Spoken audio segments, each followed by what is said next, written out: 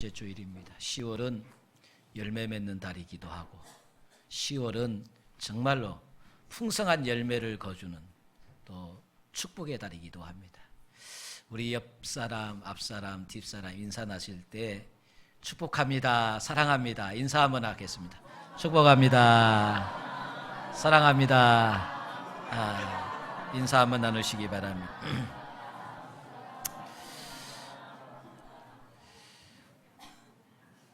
살아가면서 종종 우리는 우리 몸이 힘들 때가 있습니다. 제일 힘들 때가 있는 것은 육체적으로 병들었을 때. 가끔가다 저도 건강관리를 잘 못해가지고 감기가 들었을 때, 독감 같은 거 들었을 때 몸이 너무 움직이기가 힘들어요. 힘이 쫙 빠져버리고 무슨 일을 하려는 열정이 싹 식어버리고 그냥 가만 들어놓고 있고만 싶은, 그래서 사람을 그냥 콱 갖다가 눕혀버리더라고요. 근데 우리 몸을 건강하게 하기 위해서는 반드시 약을 먹어야 돼요. 치료를 해야 돼요. 근데 약은 우리 몸에 답니까 씁니까? 쓰지요. 쓰지만 이걸 먹어야만 건강을 회복할 수 있어요.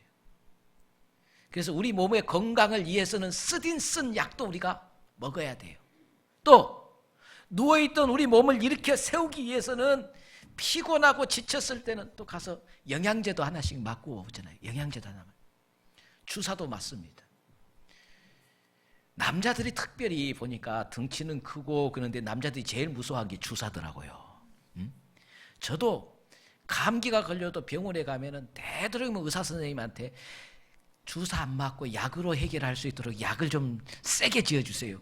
저 주사 맞는 걸 엄청 싫어해요. 주사기만 딱 보면 온 몸이 경직이 되어져요. 그냥 온 몸이. 주사를 너무너무 싫어해요. 근데 주사를 이렇게 맞을 때, 주사를 줄 때 따끔하고 아파요. 주사 맞을 때 아픕니다. 근데 이 아픔을 통해서 우리는 누웠던 우리 몸을 일으켜 세우게 됩니다. 할렐루야. 그래서 결국은 쓰디쓴 약이 됐든 우리에게 아픔을 주는 주사가 됐든 약이든 주사든 결국은 우리를 일으켜 세우는데 유익하다는 말씀이에요. 질병에서 우리를 일으켜 세우고 건강하게 한다는 말씀이에요. 그렇기 때문에 때때로 우리 삶을 보면은요, 안일해지고 나태해지고 자꾸 드러누워 있으려고 그러고 안일해지고 나태해지려고 할 때 우리 몸을 쳐. 이 치는 것이 고통이에요. 괴로움이에요. 우리 몸을 치는 것이 뭐이고는 약을 고통스럽고 주사를 맞는 것처럼 아파요.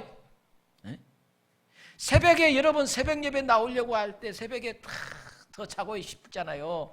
새벽에 피곤한 몸을 푹 자고 싶은데 새벽에 일어나기가 왜 이렇게 힘들어요? 새벽에 일어나려고 하면은 정말로 일어나기 힘들어서 몇 번을 그때 내 몸을 치는 거예요. 일어나라 내 몸아, 일어나라 내 몸을 치는 거예요.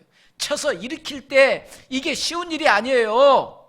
쓴 약을 먹는 것처럼 주사를 하나 꽉 우리 몸에 꼽는 것처럼 아픔이 있고 괴로움이 있습니다. 그러나 결국 그렇게 함으로 내 몸을 쳐서 아니라고 나태함에서 벗어나서 좀 힘들지만 좀 고통스럽지만 내 몸을 쳐서 일어나게 하고 일하게 함으로 통해서 우리는 더 건강한 삶을 살게 되는 줄 믿습니다. 건강한 삶을 살기 위해서는 쓰디쓴 약도 먹어야 되고 아픈 주사도 맞아야만 건강을 회복하고 건강한 삶을 유지할 수 있어요. 몸이 병들면 약도 먹어야 되고 주사도 맞아야 되잖아요. 영적인 삶도 마찬가지입니다. 영적인 삶도. 우리의 영적인 삶도 때로는 주사와 같은 따끔하게 아픔을 주는 주사도 맞아야 되고 약도 쓰디쓴 약도 먹어야 하는 것처럼 바울은 이렇게 합니다. 내가 내 몸을 쳐서 하나님의 말씀에다가 굴복시킨다. 하나님의 말씀에 순종하게 만든다. 영적인 삶도 그래요. 내가 내 몸을 쳐서 하나님의 말씀에다가 순종시키는 거예요. 그런데 이 몸을 치는 것이, 내 몸을 치는 것이 힘든 거예요.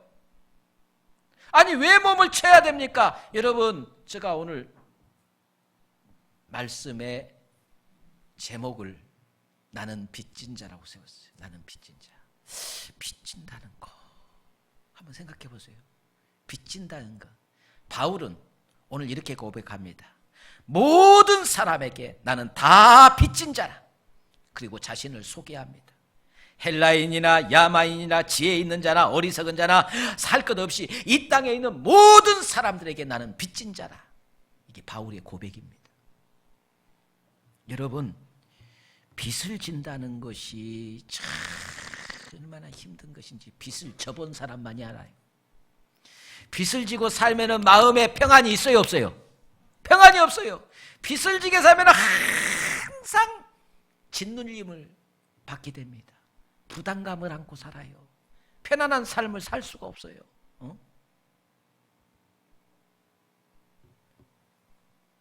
빚을 한번 생각해 보세요. 아니, 내가 무슨 빚을 졌습니까? 내가 무슨 빚을 졌습니까? 근데 빚을 크게 우리가 한 세 가지로 정리해 볼 수 있어요. 여러분, 빚이 있는가 없는가 한번 봐보세요.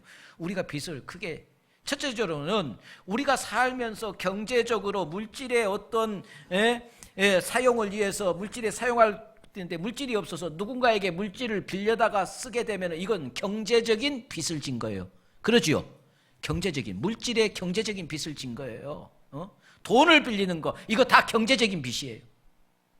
두 번째로는 사람과 사람 사이에 우리가 살아가면서 서로 사랑을 주고받으면서 사랑의 빚이 있습니다. 그 대표적인 것이 뭐냐면은 부모가 나를 낳으시고 기르시고 돌보시고 사랑으로 나를 길러주신 부모의 그 사랑의 빚을 졌어요. 우리는 다 이 부모님으로부터 사랑의 빚을 진 자들. 부모님으로부터만 빚진 것이 아니에요. 학교를 다니면서 좀 더 커가면서 이제는 학교를 다니면서 선생님 앞에 스승의 빚을 졌습니다. 스승님 앞에 배움의 빚을 졌습니다. 사랑의 빚을 졌습니다. 점점 커가면서 형제들과 친구들과 이웃들과 우리 사람과 관계 속에서 받은 모든 은혜들은 다 빚이에요. 믿습니까? 이게 인간관계에서 오는 사랑의 빚이에요. 세 번째로는 신앙 안에서 하나님과의 관계에서 우리가 빚을 진 게 있어요. 하나님과의 관계에서 지는 빚은 하나님이 우리에게 주신 은혜입니다. 크게 세 가지예요. 성부 하나님께서 만세 전부터 나를 택해 주셨어요. 내가 무슨 택함 받을 만한 자격이 있는 것이 아니에요. 하나님이 나를 택해 주셨습니다. 그리고 나를 구원하시기 위해서 하나밖에 없는 독생자를 보내셨습니다. 그래서 하나님이 세상을 이처럼 사랑하사, 누구를 사랑하사요? 세상을. 그 세상이 누구예요? 나예요, 나. 하나님이 나를 이처럼 사랑하사 독생자를 주셨습니다. 이게 하나님의 사랑이에요. 이 사랑의 빚을 우리가 졌다는 말씀이에요. 받은 사랑, 하나님으로부터 받은 사랑. 내가 너를 사랑하여 독생자를 주셨으니, 독생자를 주신 하나님의 사랑. 두 번째는 예수님의 우리가 빚을 졌어요. 예수님은 무슨 빚을 졌어요? 이 땅에 오셔서 나의 죄를 전부 다 주님이 다 가시고 대속 나를 위해서 대신 주님으로부터 우리는 은혜를 받았습니다. 그래서 주님으로부터 우리는 그 대속의 은혜를, 이것을 우리는 구원의 은혜라고 그럽니다. 구원의 은혜. 주님이 나를 위해서 대신 죽어주시고 우리를 구원해 주셨기에 우리는 주님으로부터 구원의 빚을 졌습니다. 세 번째는 성령님이에요. 성령님이 이 땅에 오셔서 우리 안에 내주하시고 알게 하시고 깨닫게 하신 그 성령님을 뭐라고 하는? 보혜사라고 합니다. 보혜사. 보혜사란 말은 도와주신다는 말이죠. 돕는 자란 뜻을 가지고 있어요. 내 안에 계셔서 언제나 나의 부족함, 나의 연약함을 아시고 나를 도와주시고 나와 영원토록 동행해 주십니다. 함께 하십니다. 언제나 내 곁에 계셔서 나를 도와주시는 성령님의 이 은혜, 이 은혜를 우리가 받고 있습니다. 그래서 우리는 한번 생각해 보세요. 물질의 은혜는, 물질로 빚진 것은 없어도 나는 누구에게 물질에 빚진 건 없어. 그럴지라도 나는 빚진 자가 아니야. 그렇게 생각할 수 있지만 물질에 의해로 경제적인 빚은 없을지라도 사랑의 빚은 있습니다. 사랑의 빚. 우리가 오늘 또 보세요. 오늘 또 우리 세례 받으신 분들, 우리 성도들이 다 박수치며 축하해 줬습니다. 이것도 사랑의 빛이요. 내가 세례 받는 것에 우리 성도들이 같이 이렇게 기뻐해 주고 축하해 준 것도 다 이게 사랑의 빛이에요. 우리는 제일 큰 사랑의 빛은 누구에게 지고 있습니까? 사람 관계 속에서는 부모님이죠. 부모님. 부모님으로부터 사랑의 빛을 지고 있어요. 뿐만 아니라 선생, 우리 살아가면서 우리 이웃들과 우리 모든 살아가면서 우리 친구들과의 모든 관계 속에서 받은 많은 것들, 이것들은 전부 사랑의 빛이에요. 가장 중요한 것이 하나님 안에서 받는 이 구원의 빛인 줄 믿습니다. 구원의 빛이에요. 우리는 하나님이 나를 사랑해 주셨고 예수 그리스도가 나를 구속해 주셨고 성령님이 나를 도우시고 인도하시고 깨닫게 하시고 알게 하시고 날마다 나를 도우셔서 믿음으로 살게 하시는 이 모든 것들을 통해서 우리가 구원받게 된 줄 믿습니다. 우리는 이 구원의 빛을 졌습니다. 그렇다면 사랑하는 성도 여러분, 빚진 자의 심령을 저는요 이렇게, 빚진 자의 심령, 제가 나는 빚진 자라고 제목을 정하면서 이것보다는 좀 다른 제목을 정해 볼까 고민하다 보니까 나는 빚진 자보다는 더 좀 고상한 제목을 정해보니까 이게 있더라고요. 우리는 신앙인으로서 그리스도인으로서 또 영적, 요걸 저는 부담감, 무슨 부담감이요? 영적 부담감. 구원받은 성도들에게는 이 영적 부담감이 있어요. 영적 부담감은 여러분 잘 들으세요. 내가 하나님으로부터 구원을 받았어요. 자격이 없어요. 빚이라는 것은, 여러분 보세요. 빚이라는 것은 내가 이 책을 내가 갖고 싶어요. 책을 갖고 싶은데 이 책을 가지려면 이 책에 관한 가격만큼 돈을 지불해야만 내가 책을 갖는 거예요. 이건 빚이 아니에요. 내가 이 책값을 지불하고 책을 가지면 이건 빚이 아니에요. 그런데 책은 갖고 싶은데 이 책값에 지불해야 할 돈이 없어. 돈이 없으니까 책을 먼저 받고 외상했어요. 외상은 빚입니까? 빚이 아닙니까? 빚이에요. 외상은 반드시 갚아야 돼요. 구원이라는 이 선물, 이건 돈으로 살 수 없는 우리의 영원한 생명을 하나님께서 우리에게 거저 주셨어요. 값을 받지 않고 거저 주셨어요. 우리는 이것을 값을 지불하지 아니하고 구원을 받았는데, 구원받은 것에 대한 우리가 빚진 자의 마음을 가지고 부담감, 이걸 너무나 큰 것을 아무런 대가 없이 받게 되어지면 부담감이 생겨요, 안 생겨요? 안 생겨요? 저는 어떨 때는 밥만 누가 좀 비싼 거 사줘도 영적인 부담감이 탁 생기더라고요. 내가 이렇게 비싼 음식을 먹을 자격도 없는데 이 귀한 것을 이렇게 대접해 주는 우리 성도가, 그래서 하나님 더 기도해 드려야 되고 더 이걸 갚아야 되는데, 나한테 행한 이것을 뭔가를 갚아야 되는데 더 많은 기도를 해드리고 더 많이 이 가정을 위해서 축복을 빌어주고 뭔가를 갚아야 되겠다는 생각, 이 영적 부담감이 영적 부담감. 하나님 앞에 내가 구원받을 자격이 있어요, 없어요? 여러분, 구원받을 자격이 있어요? 없어요. 구원받을 눈꼽만큼도 자격이 없는데 하나님께서 구원이라는 엄청난 선물을 우리에게 주셨어요.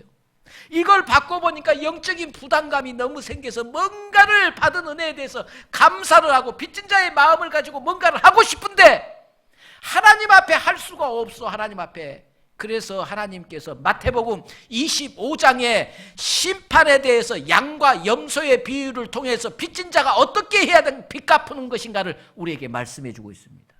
거기에 보면은 마지막에 사람들을 오른편에는 양, 왼편에는 염소로 구분합니다. 그러면서 이렇게 이야기합니다.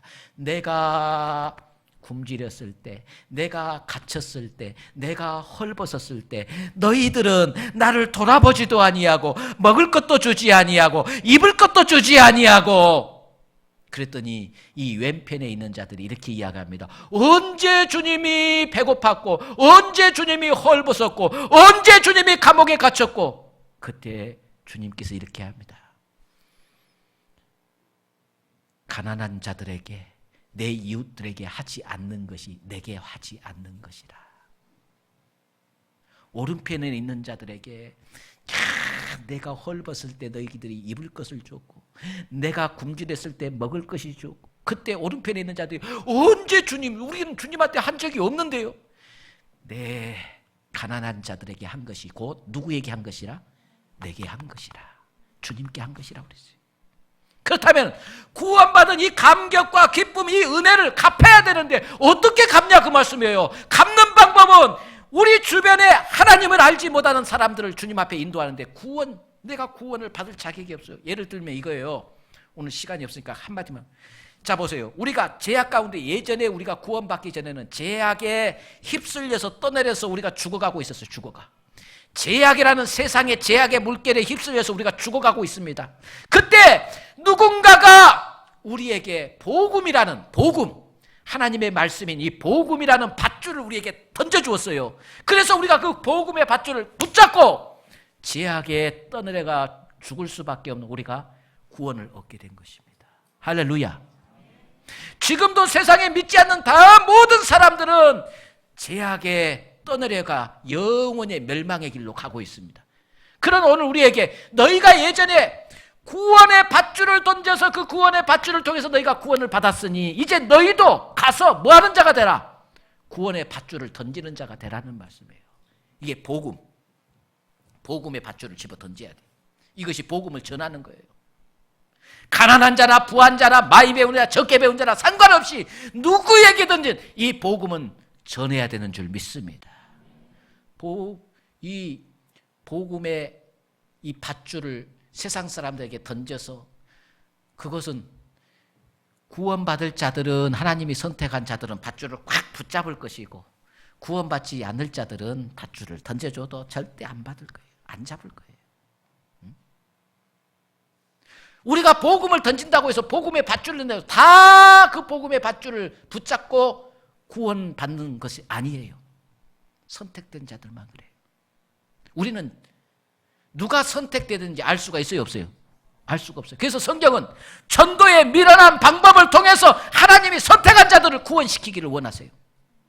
우리는 말씀에 순종하고 빚 갚은 심정을 가지고 빚진 자의 심정을 가지고 뭐 하면 돼요? 복음의 밧줄을 던지는 거예요. 던지는 거. 이것이 우리가 해야 할 사명이고 이것이 빚 갚는 일인 줄 믿습니다.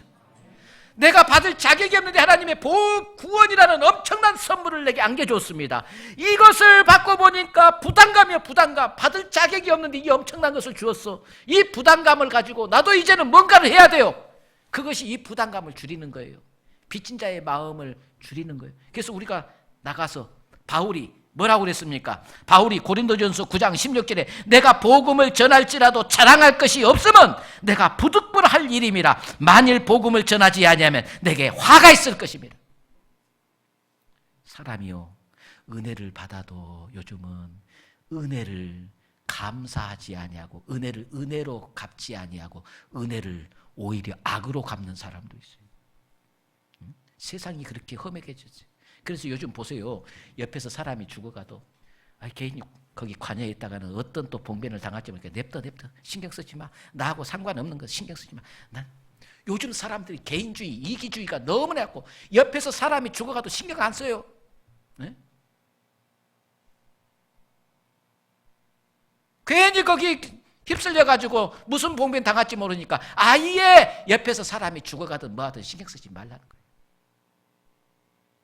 이게 교회 안에까지 들어와서 예수 믿는 사람들이 우리가 구원의 엄청난 하나님의 은혜를 받은 자들이 세상에 죽어가는 사람 신경 쓰지 마. 냅둬. 나 혼자 예수 믿고 나 혼자 구원 받으면 되지. 뭐하지 신경 써. 냅둬. 이게 은혜를 받은 자의 모습이 아니에요. 구원의 확신을 가지고 내가 하나님 앞에 은혜 받은 자라는 사실을 깨닫는 자들은 절대로 그냥 있을 수가 없어요. 바울과 같이 빚진 자의 심령을 가지고 나가서 전하지 아니하면 견딜 수가 없어. 이건 자랑할 것도 아니에요. 내가 받은 은혜에 비하면 내가 하는 이것은 극히 그냥 은혜에 조금 보답하는 것뿐이지. 이게 자랑할 만한 것도 아니에요. 그래서 바울은 이것마저도 내가 안 한다면은 은혜를 원수로 갚는 나는 그런 사람이다 싶어서 화를 당할 것이라고 그랬어요. 네? 여러분 하나님 앞에 은혜 받았습니까? 은혜 받은 사람인 두 사람밖에 없는 것 같아. 네? 우리 모두 하나님 앞에 은혜 받은 자예요. 그 은혜를 갚아야 되잖아요. 네? 전도하는 것이 이거 자랑할 것도 아니에요. 우리 은혜 받는 것에 전도하는 것은 극히 적은 것에 불과할 뿐이에요. 이것마저도 안 하면은 바울은 뭐라고 했어요? 내게 화가 있을 것이라. 내가 이렇게 큰 은혜를 받고도 이것마저도 안 한다면은 은혜를 왼수로 갚는 자와 다를 것이 뭐가 있느냐는. 은혜를 망각한 자와 다를 것이 뭐가 있느냐. 사랑하는 성도 여러분, 10월 20일 새생명 전도 축제가 이제 코앞에 다가왔습니다. 이제 전도 대상자를 위해서 복음을 전하고 그들을 위해서 사랑을 쏟고 관심을 가지고 기도하고 영혼 구원을 위해서 정말로 빚 갚는 심정을 가지고 정말로 영적인 이 부담감, 이건 안 하면은 내가 견딜 수가 없고 해야 될 일이고 육체는 피곤해도 이것은 반드시 해야 될 일이기에 최선을 다해서 이 일을 감당할 수 있는, 그래서 조금이라도 빚을 갚으면은 그래도 뭐해요? 마음에 좀 평안이라도 있지. 예? 예? 그마저도 한번 생각해 보세요, 여러분. 10월 20일 날 다 누군가가 손을 잡고 전부 다 전도 대상자를 데리고 왔는데 나 혼자 아무도 안 데리고 오고 나 혼자 이라고 와서 앉아 있으면은 아이고 부담스러워. 아이고 부담스러워. 아이고 부담스러워. 다른 사람은 다 데리고 왔는데 나만 안 데리고 왔네. 아이고 부담스러워. 요게 있어야 돼요. 다른 사람 다 데리고 왔는데 자기가 혼자 앉아 있으면서도 전혀 부담감도 없어.